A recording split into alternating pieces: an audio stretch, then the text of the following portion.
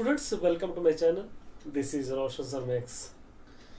इस चैनल पर नए हो या पहली बार हो तो इस चैनल को सब्सक्राइब कर लीजिए, साथ ही बेल आइकन को प्रेस कीजिए ताकि एजुकेशन से रिलेटेड हर वीडियो तुरंत आप तक मिलता रहे। जैसे आप सभी जानते हैं, आपके इस चैनल पे हमने सब्जेक्ट, उसी तरह मॉडल पेपर्स और उसी तरह एजुकेशन से रिलेटेड सभी आर्टिकल्स अपलोड करते रहते हैं। एक मोटिवेशनल स्पीच है, लास्ट तक देखिए ताकि कुछ आपका मोटिवेट हो पाए। सबसे पहले एक मिसकंसेप्शन है स्टूडेंट्स का, उसको दूर करना चाहता हूँ कि रूमर्स फैले हुए हैं कि 11th मई से 10th के एग्जाम्स कंडक्ट किए जा रहे हैं, बोर्ड एग्जाम्स 11th मई से है कहकर, इस तरह रूमर्स है।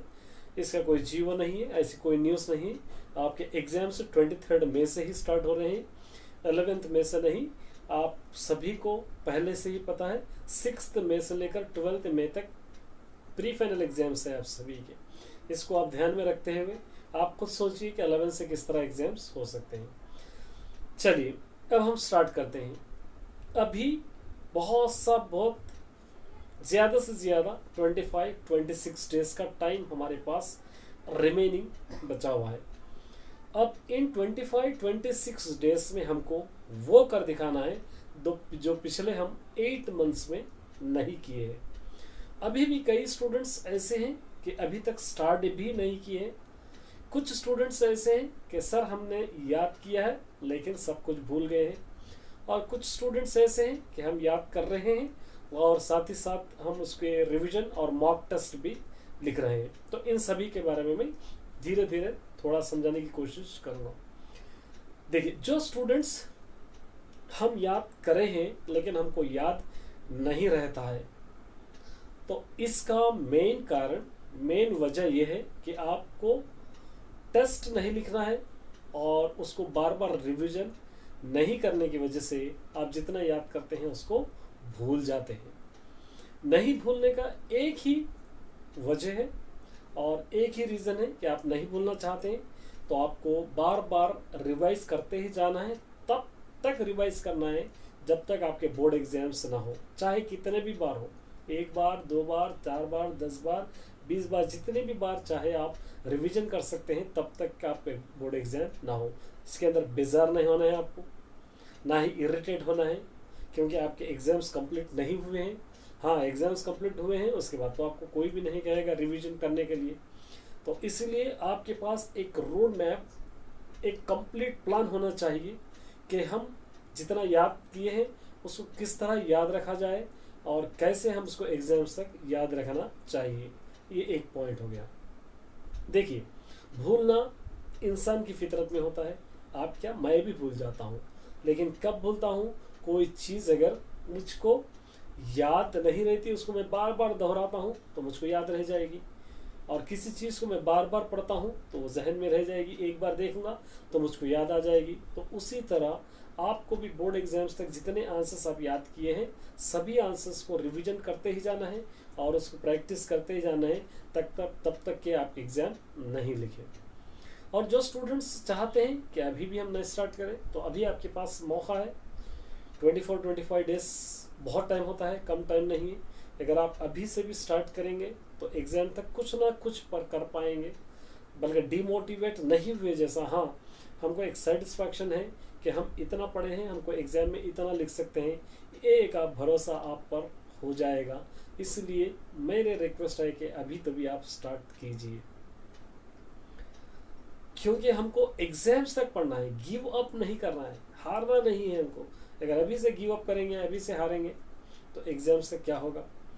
तो एग्जाम्स कोई ऐसे नहीं है कि जो हम हासिल नहीं कर सकते, कोई ऐसा एग्ज़ाम नहीं है कि वहाँ तक हम नहीं पहुँच सकते हैं, लेकिन उसके लिए एक प्रॉपर प्लान होना ज़रूरी है, एक प्रॉपरली उसके लिए टाइम होना ज़रूरी है, एक पढ़ने का प्रॉपर तरीका आपको बहुत ही ज़रूरी है। क्योंकि बहुत सारे स्टूडेंट्स ऐसे होते हैं कि जो सब्जेक्ट लोगों को ईजी लगता है वही सब्जेक्ट को बार बार दोहराते लगते हैं, जो सब्जेक्ट टफ लगता है उसको छोड़ देते हैं वो लोग। मैं कहता हूँ जो ईजी लगता है आपको, हाँ वो भी पढ़िए, थोड़ा कम समय देकर उसको पढ़िए, लेकिन थोड़ा ज़्यादा समय उस वाले सब्जेक्ट को दीजिए जो आपको सब्जेक्ट टफ लगता है।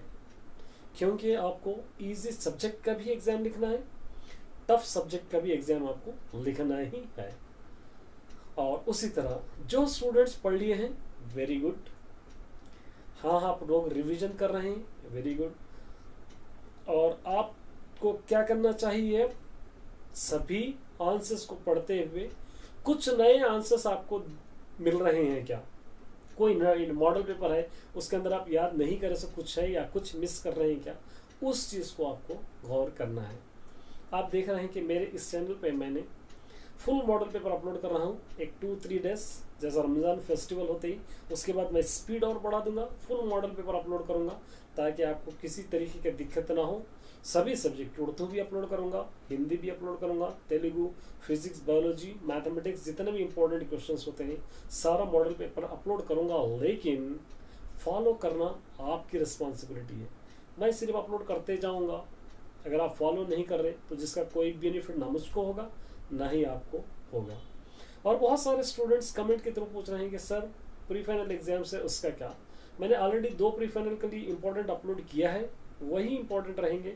ये प्री फाइनल के लिए कुछ सेपरेट ऐसा कुछ भी नहीं है, क्योंकि हमको एनुअल करीब है, एनुअल को टारगेट करना है, एनुअल को एम करना है, एनुअल को पार करना है।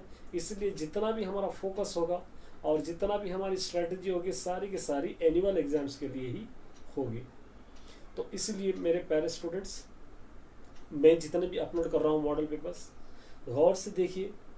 कभी कभी डबल भी आंसर्स हो सकते हैं, और एक बार लिखे हुए आंसर्स को बार बार मत लिखिए। मैंने अगर अपलोड डबल आ गया है तो उसको लीव कर दीजिए या उसको रिवाइज कर लीजिए। और कुछ अगर आपसे छूट जाता है तो इस चैनल पे आप वहाँ से पढ़ सकते हो। तो इसलिए आप सभी से रिक्वेस्ट है, निवेदन है कि पढ़ना स्टार्ट कीजिए। बहुत कम समय रह गया है, बहुत कम टाइम रह गया है। सारा जो 90% टाइम हमारा गुजर चुका है, सिर्फ 10% टाइम हमको बचा है। 90% टाइम में जो हम नहीं किए हैं वो इस 10% टाइम में हमको कर दिखाना है। क्योंकि आप सभी जानते हैं आपको एक सब्जेक्ट नहीं बल्कि 7 सब्जेक्ट को बैलेंसिंग करते हुए चलना है। मैंने इससे पहले भी कहा था कि जो आपको अच्छा लगता है उसको कम टाइम दीजिए, जो ज़्यादा टफ लगता है उसको ज़्यादा टाइम दीजिए, और जो टफ सब्जेक्ट लगता है उसके अंदर जो अच्छे चैप्टर्स आपको आते हैं उसको कम टाइम दीजिए। जो चैप्टर्स आपको बिल्कुल नहीं आते उसको पढ़ने की आप कोशिश कीजिए।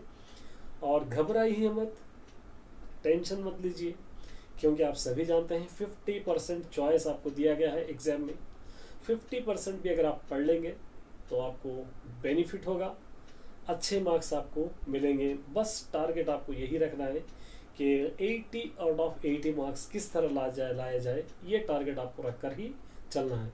नहीं हम पढ़ लिए ज़बरदस्ती को, जो चाहे वो पढ़ लिए, चलिए हम याद कर लिए, लेकिन हमको याद नहीं रह रहा, या हम प्रैक्टिस नहीं कर रहे, या रिवीजन नहीं कर रहे, तो ऐसी पढ़ाई का कोई भी फ़ायदा नहीं है। ये बहुत ही क्रूशल टाइम है। ये वक्त अगर पढ़ेंगे तो आपको बहुत ही काम आएगा एग्ज़ाम में, बहुत ही अच्छे मार्क्स एग्ज़ाम में आएंगे। ये वक्त अगर आप मिस कर दोगे तो बहुत ही आपको पछताना पड़ेगा। ये मोटिवेट का मतलब यही है कि जागिए, अभी तो भी आपके पास टाइम है। अभी 24-25 डेज मामूली टाइम नहीं है, बहुत टाइम होता है।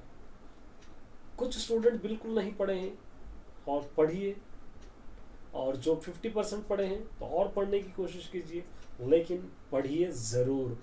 मैं सिर्फ कह सकता हूँ, आपको बतला सकता हूँ ऐसा पढ़िए, लेकिन प्रैक्टिकली सिर्फ आप ही को करना होगा। तो इसलिए मेरे प्यारे स्टूडेंट्स, उम्मीद करता हूँ कि आप अच्छा पढ़ेंगे, अच्छे मार्क्स लाएंगे।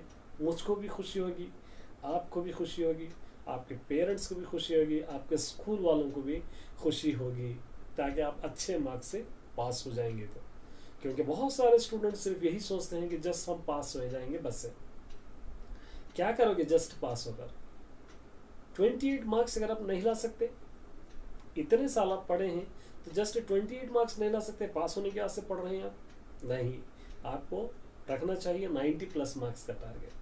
पास तो सभी हो जाएंगे, लेकिन 90+ मार्क्स के आपको टारगेट रखना चाहिए, तभी आप अपने टारगेट में रीच कर पाओगे।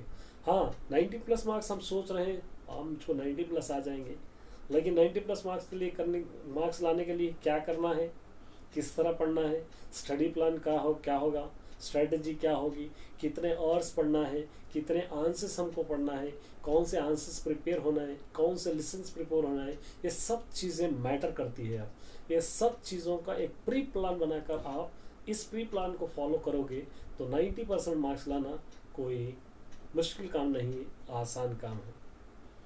तो इसीलिए प्यारे स्टूडेंट, बहुत ज़्यादा लंबा नहीं कर रहा हूँ, एक मोटिवेशनल स्पीच है आप सभी के लिए।